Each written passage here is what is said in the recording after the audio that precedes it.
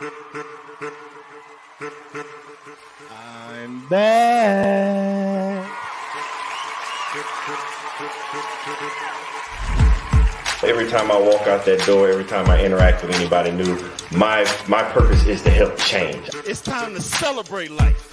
If you know that you're in charge of your life, it's time to stand up.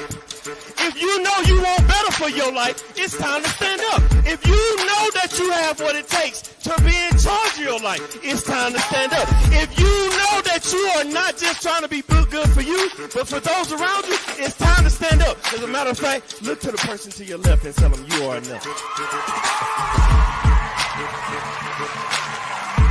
I want to help you change, and just like you change, every time I interact with somebody, they help me change. It's no different than if I met an individual and they had 4 quarters and they needed change, or if I had $1 and they had 4 quarters, I need to change. We can swap the money. The value is still the same. They still got $1, I still got $1, but we both exchanged something, and it was a change for both of us. So every time I walk out that door, I inspire to help change lives just as much as lives have changed me. Y'all been listening to the wrong people, watching the wrong things all your life, and it's time to put to rest all those negative thoughts, because you are enough. It's time to put to rest that self-doubt, because you are enough. It is time to get rid of that negative energy, because you are enough. It is time to stop listening to people that don't have the best interests of you in your life, because you are enough. So let's have a moment of silence.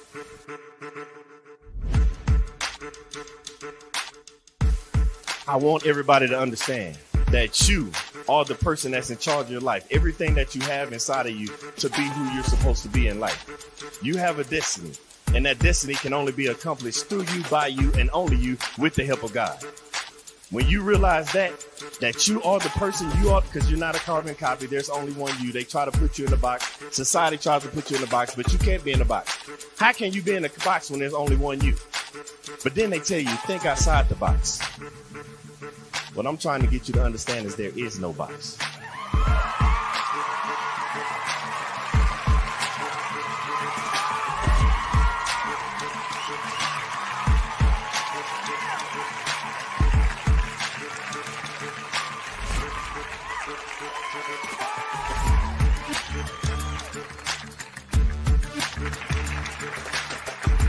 I want to pass on the things that I have to the generations behind me. By the time it's time for me to get called home and go to the grave, I want to be empty. I believe in bankrupting the cemetery, so I can't take this knowledge with me, because the cemetery is already full of brilliant ideas and unwritten books and innovative ideas. I can't take this with me, so I'm trying to leave it all here as Billy Graham Jr. to the next generation so somebody else can carry it on.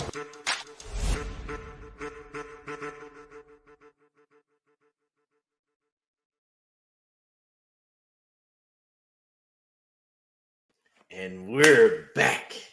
Man, oh man, how I've been waiting to talk to y'all. Can you believe we are already at the end of February? When I say 2023 is not playing around, it is already flying. This is literally the last episode for February, going into March next week. Man, when I say we moving, we moving.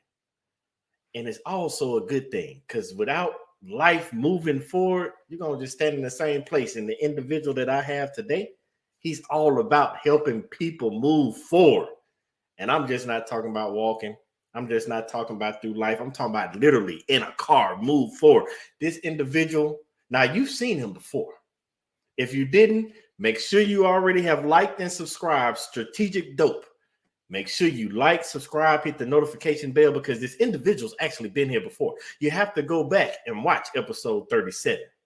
But he dropped knowledge then, and he got some new knowledge to drop today. And not only does he have new knowledge, we get to ask him a few questions, because he's also a new host of his own podcast, The McCrary Experience. So without further ado, I have to bring to you the one, the only, the amazing, the car salesman of your dreams, Mr. Anthony McCrary. What's up, man? What's going on, brother? What's good, guy? Man, I'm so glad to have you back on here again, man. Yes, sir. You know, got me to thinking so much since the last time we talked, and just the things I've seen you do on your show. But before we get into all that, let's recap. Okay. Can you tell the people again that have not met you or the ones that need to be reintroduced to you, who is Mr. Anthony McCrary? Very simple. I am a country boy. I am from a little itty bitty town called Madison, Florida. And most people who are in Tallahassee, which is the state capital, 53 miles northwest, still can't tell you where Madison, Florida actually even is. That's right. I'm on the border, 15 minutes from the state line of Georgia, and outside of Valdosta and Quitman, most of those folks can't tell you where Madison, Florida is. So I'm a country boy at heart. I love what I do. I love helping people, and I love inspiring people. And at the end of the day, I just want people to be better. And I'm here to facilitate that any way that I possibly can. Man, I love it. Now, once again, now we're not finna go back into the nitty gritty. Well, I told y'all before, if y'all want to see what Mr. McCrary talked about last time, you need to go back, subscribe to the channel. Make sure you watch episode 37. And not even that, before we even get going, where can they watch the McCrary Experience at? Ooh, that's great. So you guys can actually watch the McCrary Experience, me, on my own show, Behind the Experience, the car show. It's same thing, just like you here. It's everywhere, man. And also, of course, I am on Facebook and YouTube and Instagram, the McCrary Experience. And I do have my own website, themccurryexperience.com. Man, now that we got all the pleasantries out the way, let's dive straight in, because I got a bunch of questions. Okay. Well, I don't have a bunch of questions. You know how we do it on this show. It just keeps it real. Stuff flows to my head, and I just think of it. And you come back with the honest answers. In the car buying business, not too recently, we had certain people like, Elon Musk. He was one of them, the Bill Gates, the Mark Zuckerbergs, all of those. And they were saying, coming into year 2023, this isn't the time to be making big purchases. Cars being one of those things. Have you seen a decline in car buying experience, or do you see it going up, or would you advise people to buy or not buy, like those high billionaires said to not buy? What would be your advice for them? So my advice to anyone is don't take advice from people who have not been or are not in your current situation. So first of all, listen to who we're talking about. We're talking about two of the absolute richest people on planet Earth. When was the last time you think they went to McDonald's and ordered a Big Mac? When was the last time you think that they had to worry about paying rent, mortgage, and anything else they got going on? They don't. So what I would tell people right now, have I seen a decline? Somewhat. It is a decline going on. But what I think is happening is that people are now becoming more researched. And not just that, I think that they are now becoming more prepared and more willing to listen to folks like me in the field. So when I say, hey, you're going to need some money down this time, again, my job is to tell you why that is. Do I ultimately see us coming out of this thing? Sure.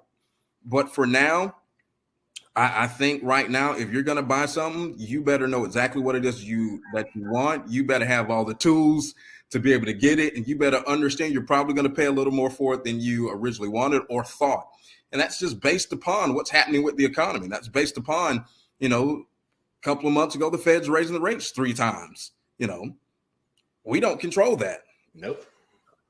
So I'm loving that you said do your research, because I recently saw a young lady. She bought a car, an SUV, and then not even 6 months later, she didn't like the color and some of the stuff in the SUV. So she turned the SUV back in, traded in, got another one. But then it rolled into the new year and the newer model came out, and she wanted that one more than she wanted this one. So she traded it in again. And before time, she realized, this is too much car payment for me, because she had a car that was worth about $35,000-$40,000, but because of how she traded it in over and over and over again, she was upside down. And now she had this $35,000 car, and she wanted to go get the next one, but she was upside down because now that car was at $75,000. So when you tell people to do their research, let's start from the beginning. let's start with the initial research. When should somebody even be thinking about buying a new car? Should they just trade in a car because they want a new car? Should they? I know everybody's experience is different, but like some people say, I'm gonna ride it till the wheels roll off. when should somebody's research start to even think about buying a new car, especially in these economic times? Right. So, and that is something that I see on a daily basis. I actually on my show, I talked about this.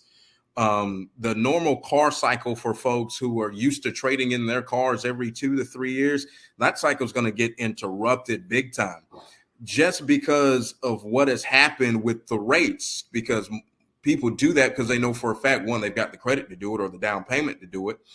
But they do it because they know the rates are going to be very favorable to them. Let's just say pre-COVID, they knew for a fact that they were going to get 0% for, 72 months. So they'll do it. Yeah, what the hell? Shoot, I'll trade in my car too. I know I was getting 0% for 72 months or 84. That ain't happening right now. No. So when I say do your research, it's the minute that you think, I think I want to get a new car, you need to know right now what your current rate is, and then and what I'm saying, your current rate is what you currently have on your vehicle now.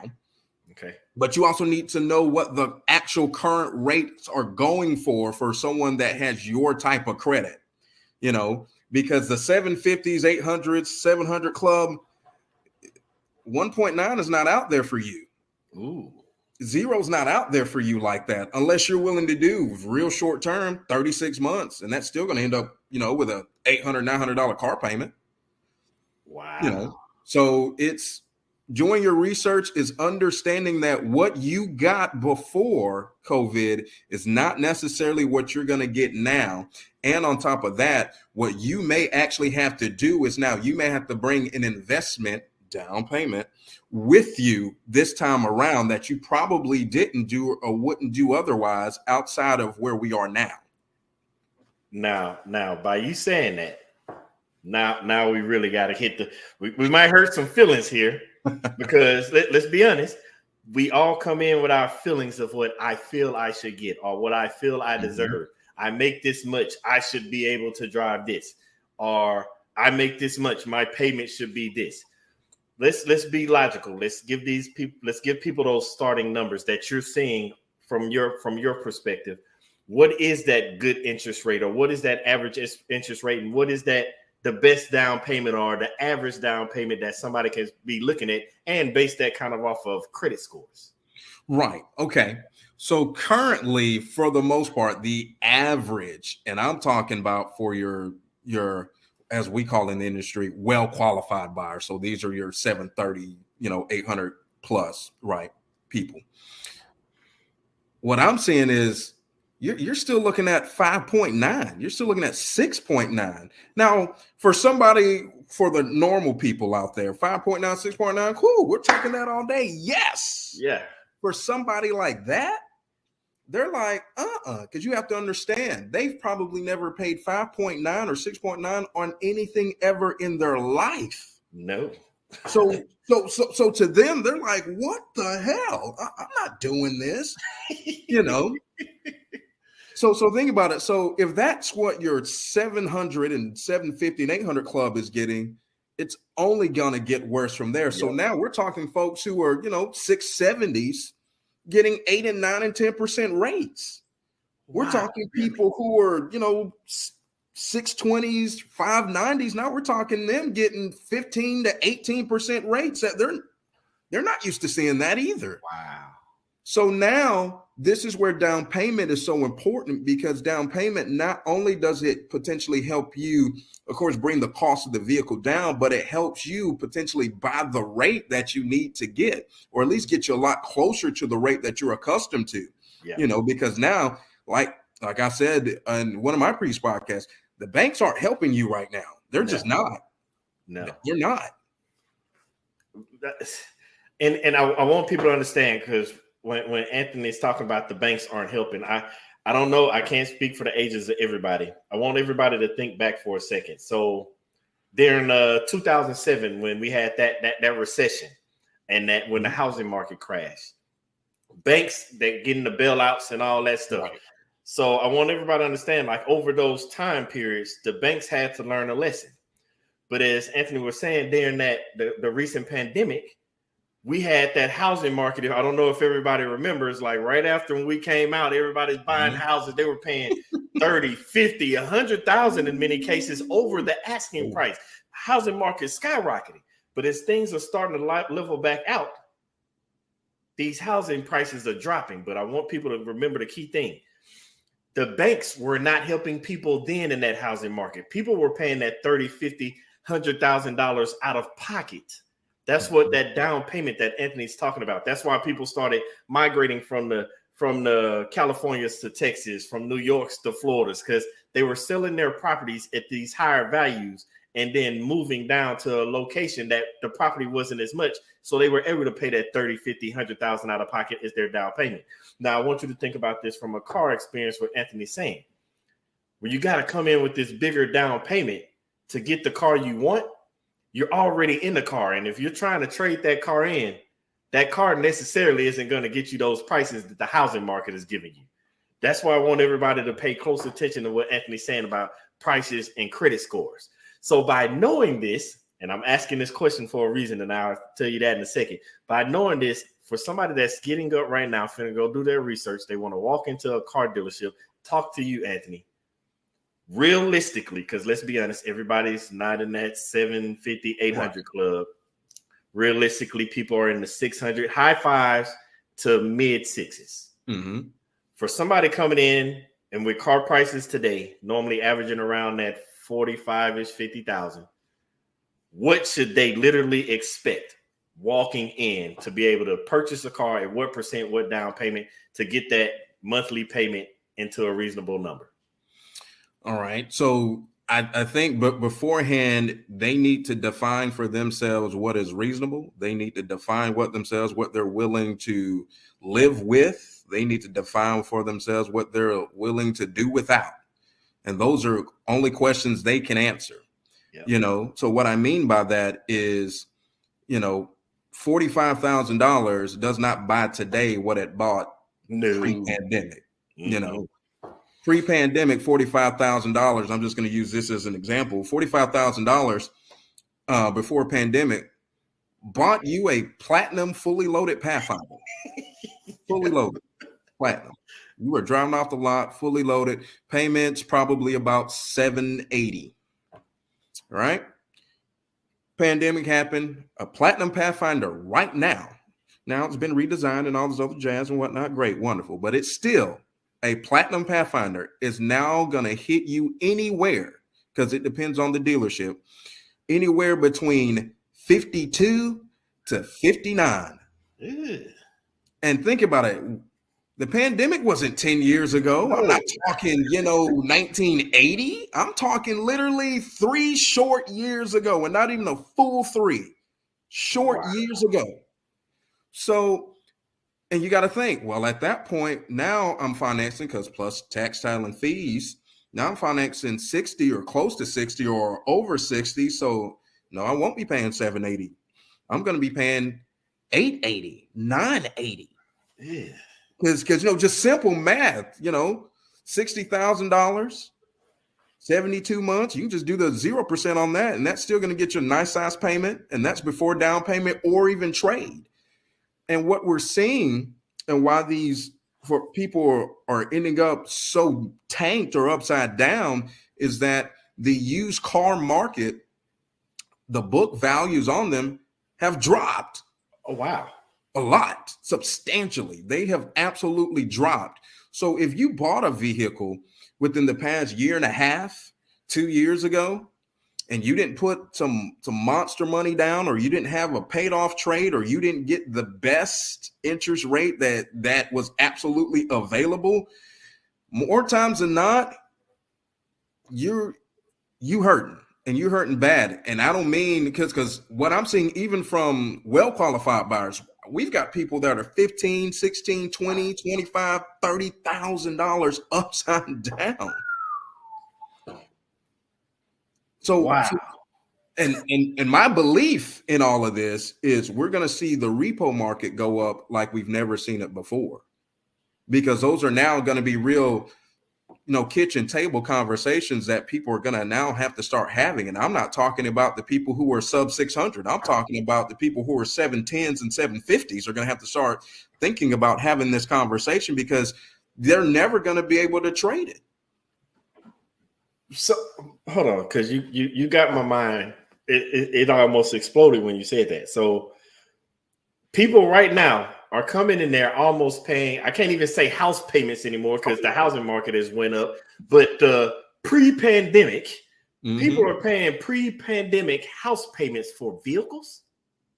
Yes. The thing is, that was mostly though for those, subpar folks, those folks who are, 620s and below, because then you had interest rate that could help you. Now with the interest rates not even there to, like I said, the banks aren't here to help you. The banks aren't helping you now. So think about it. If you are a 610, but you make the money, don't get me wrong, you make the money to afford it as far as in the bank size you do, so you make the money to afford it, but you're still getting a 12% rate on $60,000. Ooh, that's mind blowing to me, because if I just round it off to 1,000, because I'm sorry, in my mind, when you say 880, 980, that's $1,000 to me. Like, I don't know. I grew up old school where I round up, I don't round down. Right. So you're saying $1,000, $12,000 a year on a vehicle, and that's not including insurance and gas. But if we factor in insurance and gas, with the average pay, I know it's people in the 6-7s that make above the average pay, but the average pay being what, 38, 40,000, a 30-year paycheck on your car, and then the housing market has went up. So we're talking about even over a third of your pay going towards just living in a house, apartment, however you live, over 2/3 of your pay. So you're literally sitting there with less than a third to survive. It makes me question, because we're being real logical is possible. I don't want feelings involved. It makes me ask this question, because we're talking about people saying that I don't make enough money to survive. Is it even worth going out there to buy a car right now? So the long answer to that is, yeah, no. It's really going to be based upon your situation. So what you're going to have to do, if you just have to have one, like I said, you're going to have to be more researched than ever. And what that's going to take is you're going to have to start looking in places that you normally wouldn't look for a vehicle per se, to find those hidden gems, to find those vehicles. Are you willing to take potentially a vehicle that has higher mileage just to get to the payment that you want? Are you willing to take a vehicle that's a little older than normal, than you would actually want to get the payment that you want? Are you willing to stretch out your term longer to put yourself in a better financial situation so you can handle it? Again, are you willing to bring more money to the table than you've ever brought? Those are the kind of things that you are really going to have to start asking yourself and really doing. Are you willing to go on Facebook Marketplace to see if old lady in your neighborhood is selling her car that's only got 60,000 miles, but it's a 2008 Pontiac Sunfire? Are you willing to do that route? The reason I asked that question was because, like, because I haven't bought a car in some years, because I'm one of those people, because don't get me wrong, I bought many cars throughout my life. I bought the brand new, nobody's drove it, fresh off the lot, and then when I got it off the lot and you love it, then 6 months later you're like, yeah, I still love it, but is it worth what I'm paying? But this is years ago. I'm talking about the early 2000s. I could have went with something else because I love it, but every time something comes out new and you see something new and it's like, I gotta have it. Then I was like, I went another route and I'm like, got my next car. I'm like, I'm gonna get a little bit less, but then the family got bigger and it was like, okay, now I need something else. So we got what we need for the family car, and I'm sitting there like, okay, we're good. But I haven't done this in a while. But back then, you drove off a lot. It was kind of known my car's gonna automatically depreciate like $2,000, like $2,000-$3,000 gone. But you hit it at almost feels what it feels like, because I'm trying to be logical. But the feeling I got was, Now you drive it off the lot, it's thousands automatically because they got them priced this high. But as you said, the used car prices are tanked and down here. So it Correct. feels like that research shouldn't be started on the newer car. It should be started on the used car because financially speaking, if you're doing it financially smart, and then all the financial gurus from Dave Ramsey and all that, they're like, work your way up, buy the cash card and move up to the 10,000 and 15. It sounds like unless you just haven't got it like that, you should probably be starting at the used market. So even with that, because of where we are, that's a yes and no. Because as a matter of fact, yes, so when I say the actual book value of pre-owns have dropped, they have, right? But because there still isn't enough new car inventory out, because most people during the pandemic kept their leases, people who lease their vehicles generally turn those back in every 2 to 3 years because that infusion did not happen. The prices of pre-owns are still, for the most part, high. Oh, wow. So you've got this weird kind of, witch's brew going on of the price of the vehicle, that pre-owned vehicle is high, but the book value on that vehicle is low, meaning that it's not worth probably what you're being charged for it, or nowhere near close to it. But because the demand for it is still high, because there just isn't enough new cars and the influx of these lease vehicles coming in, there's not enough to balance that off of. You're stuck. Now, am I gonna buy this new car that may be $40,000, or am I going to buy this 2020 Toyota Camry with 30,000 miles, but it's 38? At that point, 38 and 40, you're playing with the same money. Now you raise a question that, because I'm not a conspiracy theorist, we hear them all the time. But now I'm curious because you just said what you said about the lease cars, like during the pandemic, people weren't turning back in. So now it makes me wonder, what drove this demand? Did people not turning in their cars, and did people during the pandemic not purchasing this many cars because they didn't know what the future hold? Did this cause the big car industry to say we're going to make less cars because we're wasting money because people aren't buying, they're even keeping their leases, nobody's uncertain? Or did the big car industry say, you know what? Since we didn't get to sell that many cars and people were holding on their leases, how about we reduce how many cars we make and then raise the demand that way? Which one raised the demand that put us in the situation that we're in now, from your opinion and your colleagues? Ooh, well, I think it was I think it honestly was just a perfect storm of a lot of different things. I think it was literally they caught lightning in a bottle and they ran the hell with it. They really did. Yeah. So let's go back to the pandemic. So when the pandemic happened, remember, yes, and it was only 2.5 years ago, everybody went home. Yep. Like we kind of forget this. Everybody went home. It wasn't just us. Everybody went home across the world. Like home, right? Just home. Ain't nobody doing nothing at all. Just they in their house.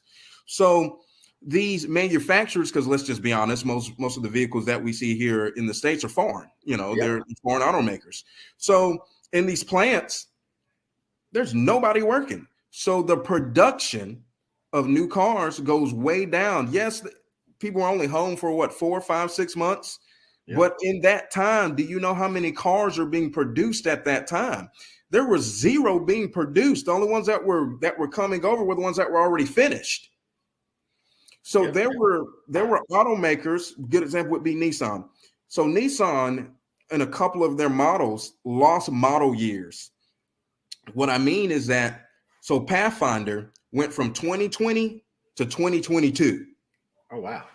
Right. So if you ever find someone that says, oh, I'm driving a 2021 Pathfinder, no, you're not. They're lying. Yeah, you're lying. Stop it. Or as this generation say, that's cap. That's complete cap. They didn't build one. So I don't know how you're driving a 2021 Pathfinder. They went from 20 to 22. So stop the madness. So that's what kind of happened. And then as they slowly came back to, trying to get these numbers back up, what ended up happening was, okay, then there was a chip shortage. Y'all remember hearing about the chip shortage, right? So we had to stop making cars for another 2 weeks. Yeah. Everyone go home because we can't make the car. We don't have a chip. Well, what some other automakers did was they worked around not having the chip, but certain options or features in your car wouldn't work. Like, what is that? But you still want me to pay though full sticker and above, because remember, a lot of these dealerships added addendums and extra money on top of it because there just wasn't enough of them. So you want me to pay full sticker and above for a vehicle where all my junk don't even work? No.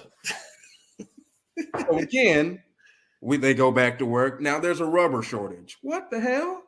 So stop working. Let's figure this out. No, I'm a conspiracy theorist.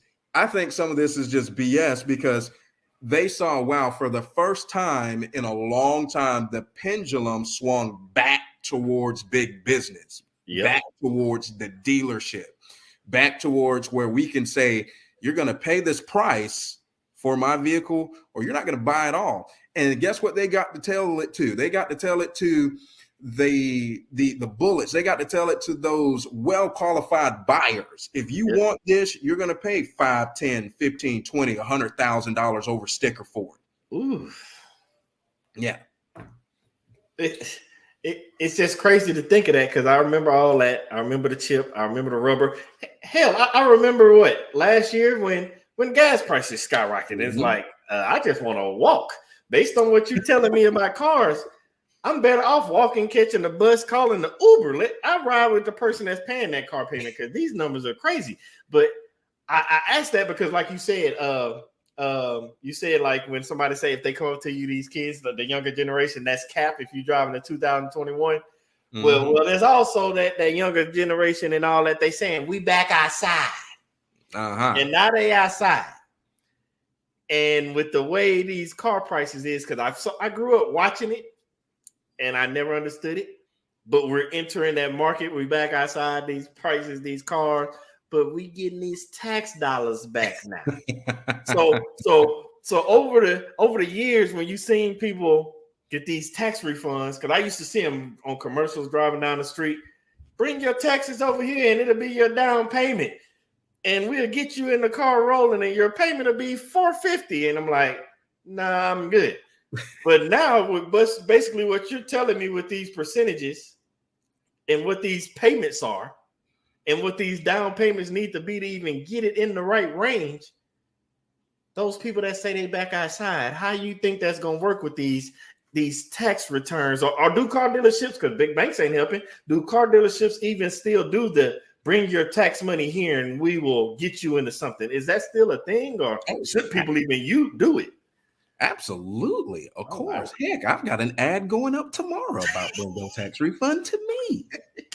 Yes, absolutely we do it. Of course. We're supposed to. Duh. So that's just the salesperson in me. I ain't even gonna lie. I'm for real about that. So of course, right? So for those folks that are, again, who are accustomed to doing this every few years or whatnot, they're used to that $450, that $500 car payment, whatever it is, right? Again, I'm a realist when it comes to it, and I'm a logical seller. When I sell people cars, I make them think logically. You're not going to be, we're going to have fun. It's going to be exciting, but you're not going to buy off excitement. You're going to think this through. So what it is that I got to tell these folks who we back outside. Okay, how much outside you trying to be? All right, because the new $450 payment is $675. That's the new $450. Oh, you didn't know? You didn't know that the average new car payment is $760? No, that's the average new car payment. I don't care what you buying at this point, unless you're buying a Versa or something like. But we're talking about your average mid-size vehicle, your average mid-size SUV, your third rows, man. I would say you're gonna be paying $800 for it. Just period. That's just where it's at. Period.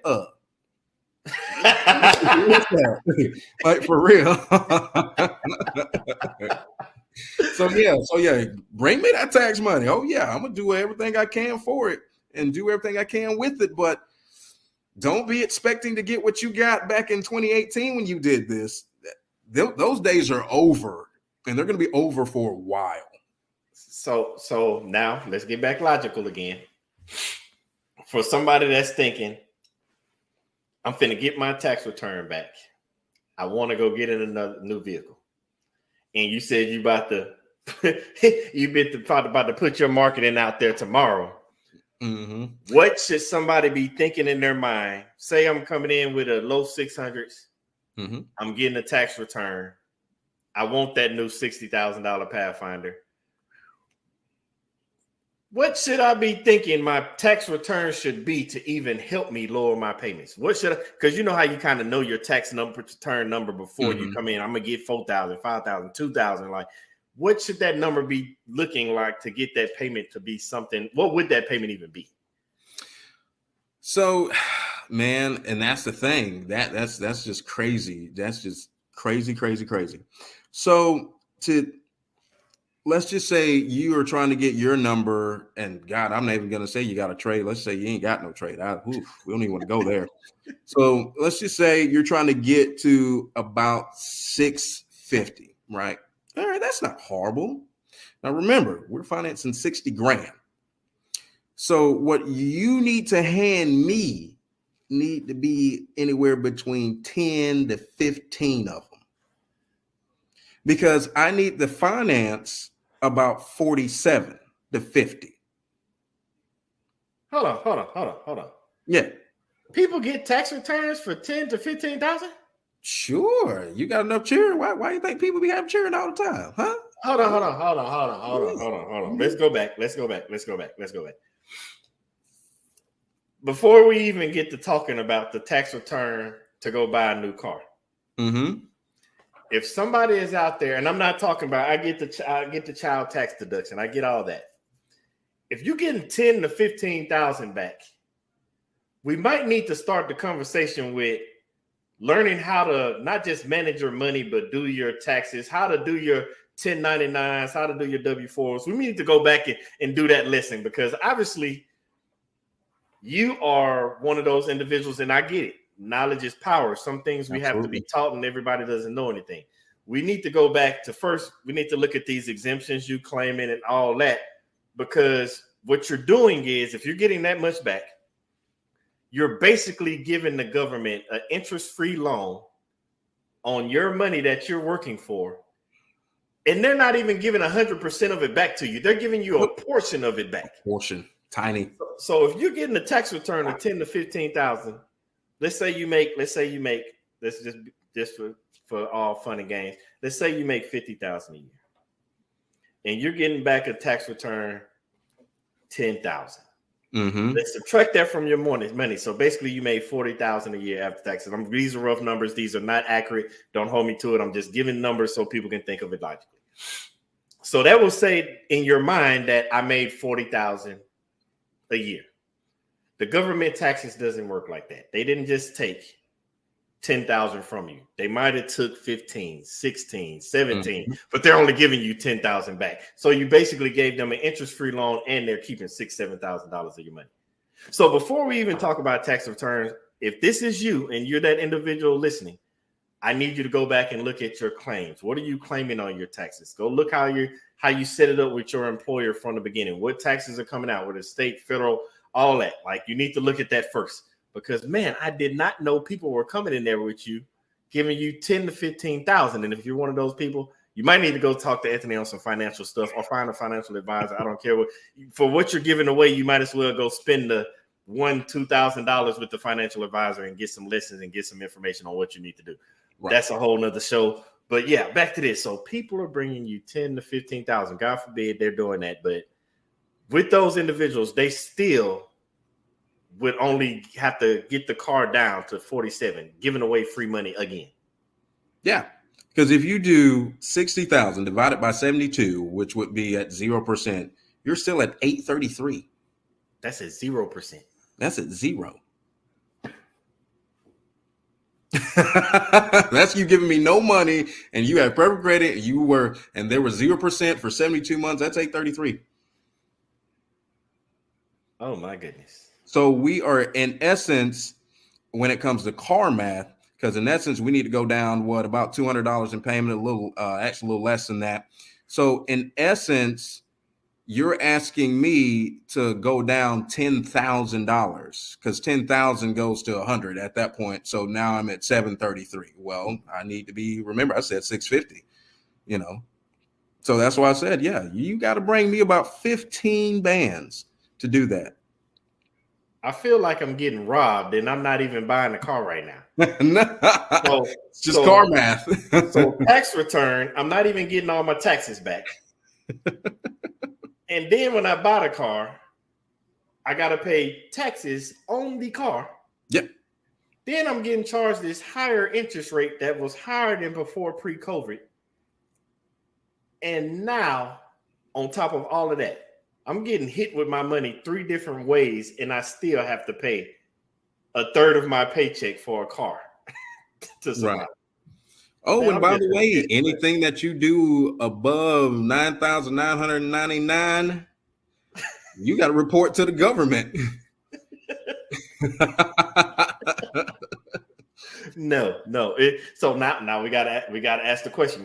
We have to ask the question. Because we're listening from your perspective. You're in the office, you and your colleagues.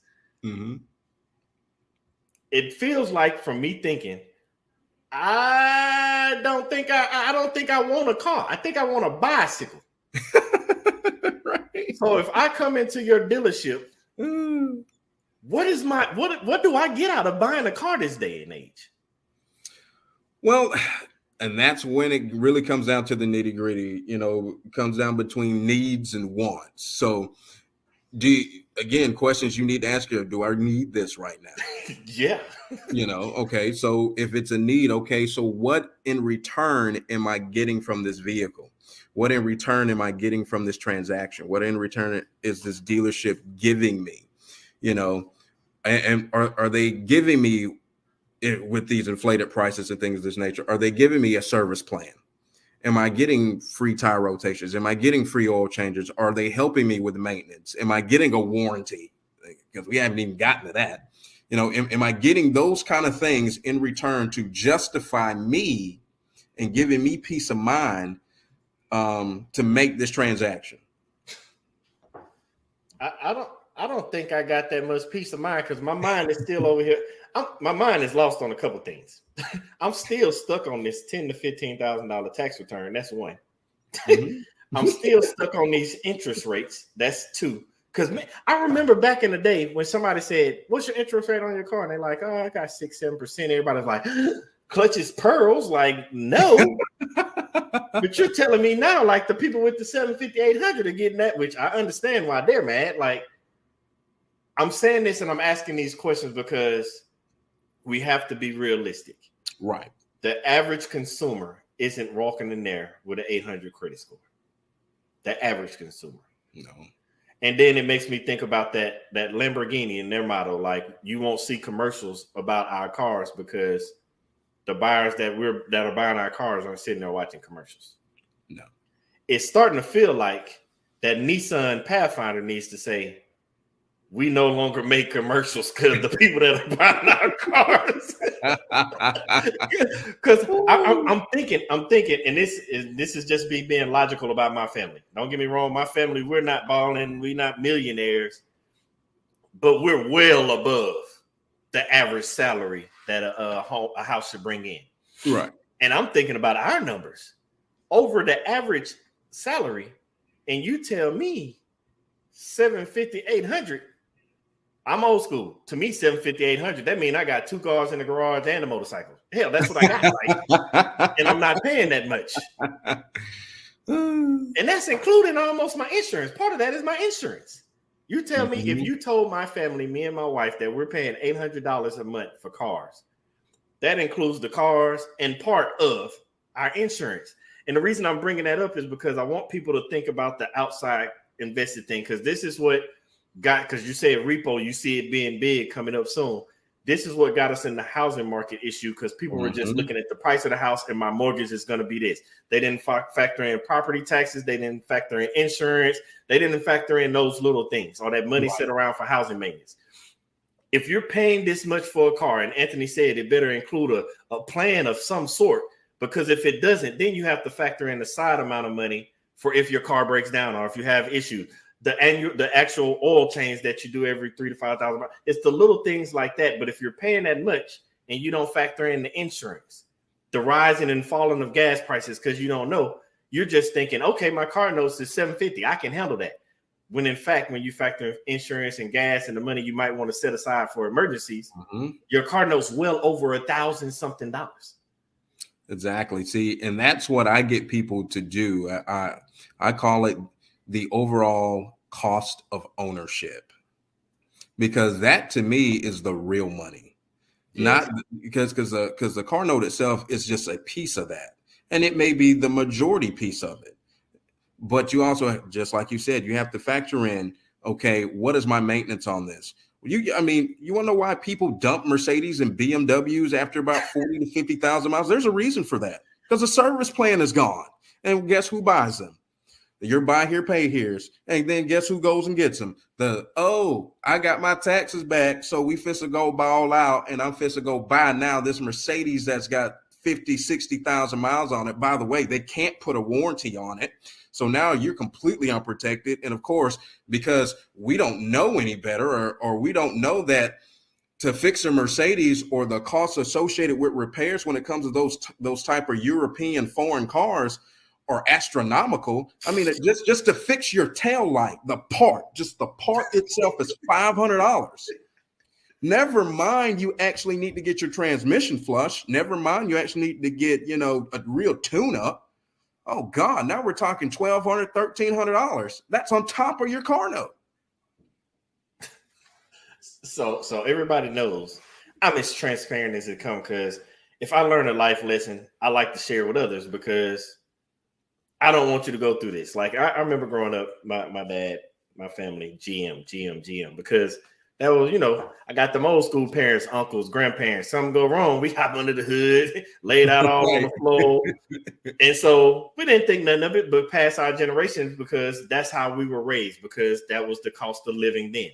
Now, my wife and I doing a little better, you know what I'm saying? Not saying we're doing better than our parents, but like because of the generation we're in, we're doing a little better. And my wife, babe, have whatever you want. She wants the BMW, found the BMW. Hey, got it. And I'm saying that because you said they're foreign cars and it's like over 40, 50, 60,000 miles. So wife had a BMW. And I want you to understand, like, the car was in great shape, but it's man-made. I don't care what you do in life. Everything's man-made, machine-made. Anything can break. And so something happened. We had to take the car into the dealership. Like I said, it was running everything, but then they found little things. And it's like, hey, let's just go ahead and fix it and be done with it. I've seen these on TikToks as well. And these are people in plans. Even with the plans and the backup and all the help and all that, that bill still came to about $4,000 some dollars. That's with the help. Can you imagine what it would be without help? Exactly. I want people to take people dump them. That's exactly why people dump those Euros at about 40 to 50,000 miles. They dump them. And then regular dealerships, Nissans, Toyotas, Hondas, dealerships, Ford, Jeep, they go buy these cars at auctions, put them out on their lots, all right, cool. Oh, you see this Mercedes? I want it, and don't even understand the complete total cost of ownership. But here you are, and I'm not knocking anyone who works at Walmart, Waffle House, or anything like that, but here you are not understanding what you have in this vehicle. Holy crap, my payment's already $750 because it's a Mercedes and I need to feel like I'm balling. Yep.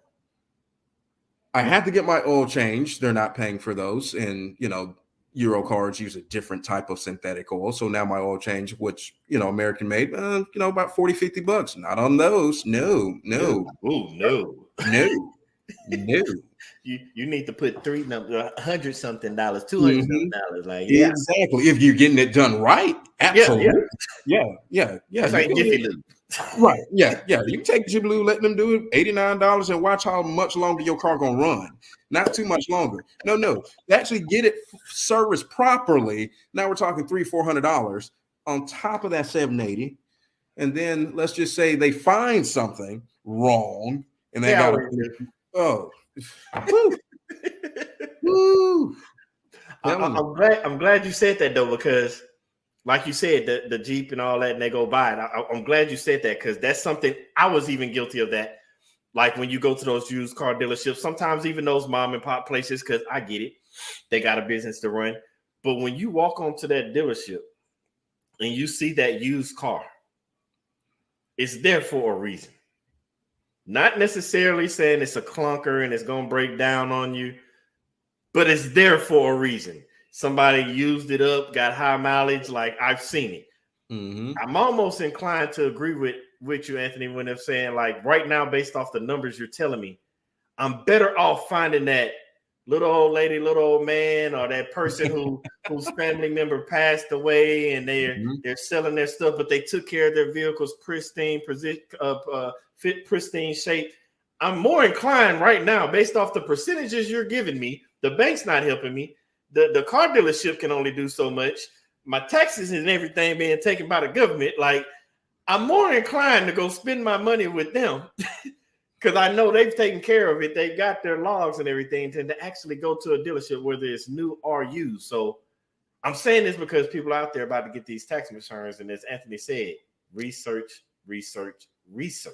Right. And now I'm also someone who I'm a Virgo. So I play devil's advocate with everything. So fine. Let's just say you want to go and do that with the mom and pops. Well, not mom and pops, but you go buy it off the internet with old lady and all this stuff. Very cool. Understand this, that they have taken great care of it. They have, doesn't have that many miles on it and all that wonderful jazz. Right. But remember, it is man-made. So understand this. You do not have a warranty unless you are now going to go out and buy an aftermarket warranty. Now that can be some of the biggest ripoff and scam on earth. So bumper. Right. Even if you go and do that, you have to understand. That's why I say you can't just surface research. No. You've got to think about this from every angle possible and figure out what is the best situation for you. Me personally, would I go and do that? Depending upon the vehicle and depending on what I'm using it for. If it's just going to be a little slider, as we call them down here, if it's just going to be a little slider, a little scooter boot, cool. Hey, I'm cool with that. If it break, heck, I only spent $6,000 on it. I'm all right with that. Yeah. But if I know I'm going to be doing some real deal hard-earned driving with this is what's going to be taking my family to church. This is what's going to be taking our family on vacations. This is what I'm going to be using for work. This is what I'm going to be working out of. I'm actually going to put on my big boy draws and I'm going to have to swallow a payment because I understand what's going to come with it. Because if I go to someone that is reputable, and when I say reputable, I mean a dealership, because a lot of these mom and pops are buy here, pay here's. And again, some of them are some of the biggest scammers you've ever seen, ever. Truly. I'm going to take my chances with a dealership because one, they have to stand by their product. They have to. Two, more than likely, it's going to have a warranty on it of some type. Three, if I go brand new, I know for a fact that I'm going to get the best rate on that money, period, because new cars are always going to have the best rate on them, and it's going to have a brand new warranty. So no real problem should happen. If it does, my warranty is going to cover it. And on top of that, four, if I go brand new, I'm covered under some sort of lemon law because every state has one. Pre-owned, I'm still doing the same thing. One, that company has to stand by that vehicle. Two, most of the vehicles pre-owns that you see on a dealership's lot are certified. Now, I say dealership. I'm talking a real dealership, not Uncle Rico's used car importer. I'm not talking about that. I'm talking about, this is Nissan of Orange Park or what have you. This is Toyota, Vados to Toyota or something. No. They have to put a warranty on. So they have to certify those vehicles. So again, warranty. Two, I can probably then get it serviced locally where I am. You know, to me, that's important. And something else to kind of help you guys, if you just have to buy pre-owned, buy a pre-owned as close to the new model year as possible, because the rate is going to be more favorable to that. And in some cases, it may treat it like a new car because it's so close to the model year. So instead of the, if you buy a 2020, you may get 9%. Well, if you buy the 2022, you may get 7%. Well, that's a big deal over the long term of the loan. Yep. Man. So now because I promise you, my mind is still blown off all of the things. But I want you, because I'm one of those people as well. Talk to me, talk to all of us. Because you already know I got to ask this question to everybody when we get towards the end of the show. Talk to all of us. From Anthony McCrary, the McCrary Experience. For those of us out there that just are, one, we either need a new car. Two, I feel like I'm working hard for my money. I deserve to enjoy some of it, and I can afford to pay a little bit for this. Or three, hey, I just want a new car. For us people like that out there, give us that bottom line advice. We know you told us research, but that bottom line advice, what we need to know before we come into that dealership. Is be open and flexible. Okay. Be open and flexible, but two, know what it is that you want. And what I mean by knowing what it is that you want, because inventory for the most part, depending on where you are in the country, is limited. Where I am, I've only got so much stuff. So understanding that, hey, I want a Pathfinder. Cool. I got 3. I don't like none of them. Well, that's any conversation for me. I can't help you. No, I'm kidding.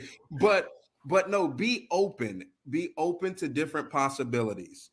Be willing to be a little creative with me, and understand that you may have to sacrifice a want for a need. Okay. What can you live without? What can you live without? And be as honest as you can. And I'm not talking about me as salesperson. Let me be as honest. No, you as customer needs to be as honest as you can, because the more information that you give us, the better we are able then to serve you fully. Because if you leave stuff out and then by the time I get the numbers, oh, I want to throw in this trade. Well, now you've probably completely destroyed the whole thing, and we got to start back at ground zero. Don't want to be with that. I don't want to do that because we've already spent 2-3 hours together. Man. And you knew you wanted to trade to begin with. It's crazy because basically everything that you just said, that knowledge you just gave us about being open, being flexible, your needs versus your wants. I want people to listen to this closely, because some people have never had this experience. Basically, buying a car now is the exact same as buying a house. Because when you go look at a house, they say, be open, be flexible. What do you actually need versus what you want? Do you need to have this size, or do you want this option? It sounds like you're buying a house again. So that's where we're at, because let's be honest, we've already covered the prices, the interest. Cars now priced at almost a third of your income. For the average family, a third of your income. And Mr. McCrary, Anthony, you laid it out there. So before we even go, because in case somebody missed it, and they might have their own questions, I might not have touched the questions that popped in their head. If I didn't, leave it in the comments, and we can get with Anthony to figure out those answers. But if they aren't able to get in the comments or don't feel comfortable leaving them in the comments, how can somebody, again, get in touch with you? You can find me. I'm on Facebook and Instagram at the McCrary Experience. Yes, I do answer. It is me. I don't have an assistant or some other robot and all that. No, that's all me. You can also find me on of course, my podcast, Behind the Experience, the Car Show. And you can also find me at the McCraryExperience.com. You can find me there too. So, yeah, I'm all over. Man, I said it last time, but I got to say it again. I appreciate you for dropping this knowledge. You got my mind blown. I'm thinking about so much stuff. Like I know I ain't getting a new car no time soon, but you got me thinking about so much stuff, and you gave us so much more knowledge. I'm definitely gonna have you come back on. You was on 37. Now you're on at 52. So that's what 15 episodes. Might have to get you on again. It's 67. Go find out what happened, because I'm curious to know what happens when these income tax checks roll in, and especially if they're bringing you 10, 15,000. But again, we appreciate you for coming on and talking to us. I said coming in. I know I'm not coming in because I know you're in Valdosta, Georgia, and with what you just told me about prices of cars, it's going to take me a long time to get there on my bike because I'm not going nowhere. Thank you. We will make sure everybody please tune in to Anthony's show as well. But as always, thank you for taking this time to come on, man. We appreciate you. Yeah, absolutely. I appreciate it. Again, I'm somebody that believes that, when it comes to somebody's gift and their thing, you always have to represent, because again, that's how you're blessed. So definitely, I appreciate it. Man, thank you for that. And hey, that's how you're going to be blessed. That's how we all going to be blessed. And we wish nothing but blessings to you, especially as you got to continue to sell them cars. Again, brother, thank you for coming on, Anthony. We appreciate you. And I see you on the other side. Yes, sir. Man, I hope y'all learned something, because I definitely did. For one, we need to research before you just think about buying a car. Two, if we talked about these taxes and that's your tax return, understand the child deductions, we might need to start talking about finances. Bring somebody else on to talk about how to get these finances, because now I have financial questions that I need to ask a financial advisor, and I don't want to just ask it for myself. I want you to learn it as well as I do. So now I'm gonna have to go find another financial advisor to bring on to teach us these things, so we can make sure that we're filling out our 1099s and W4s out correctly, especially with all the new entrepreneurs that we are making off of this show alone, as y'all continue to tune in. But on top of that, after learning what I'm learning about cars, I think we need to find out how to bring a mechanic onto this podcast, because with the way it costs to fix cars, it might not be a bad thing to find out who that entrepreneur is that can teach us how to get certified as a mechanic. I'm learning so much. I hope you're learning so much. I'm loving meeting all these great individuals that's living in their purpose, living according to what their gifts is and doing the things they love to do. But I want you to continue to do that as well. If you don't know what that is, continue to tune in with us every Thursday, 7 Central, 8 Eastern, as we continue to bring people on that will hopefully connect with you and what your purpose is. But until then, I still want you to always continue to live in your purpose, with purpose, on purpose. I love y'all. Thank you for tuning in, and I'll see y'all next week.